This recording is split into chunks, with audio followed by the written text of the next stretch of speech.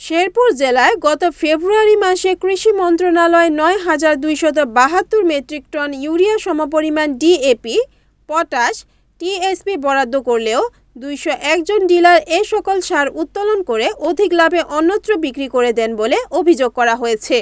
চরম সংকটে পড়েছেন কৃষকরা। কৃষি সম্প্রসারণ অধিদপ্তর জানিয়েছেন, ২০১ জন ডিলারের মাঝে রাসায়নিক সার ডিলার ৬১ জন, ক্ষুদ্র ডিলার ১৪০ জন। সকলের নিকট সার থাকার কথা থাকলেও কেউ কেউ ডিএপি সার গোপন করে রেখে অতিরিক্ত দাম হাঁকাচ্ছে। এতে করে কৃষকরা পড়েছে চরম সংকটে।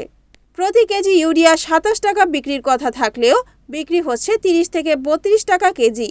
ডিএপি ২৫ টাকা বিক্রির কথা থাকলেও সেখানে বিক্রি হচ্ছে ৩০ টাকা কেজি।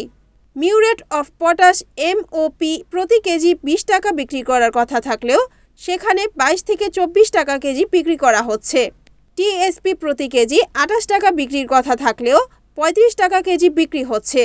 গত সপ্তাহে ৪৯ মেট্রিক টন সার আটক করলেও ডিলাররা এখনও অনিয়মের মধ্যেই সার ব্যবসা চালিয়ে যাচ্ছে। রিপোর্ট ইউসুফ আলী মণ্ডল, NNTV, শেরপুর।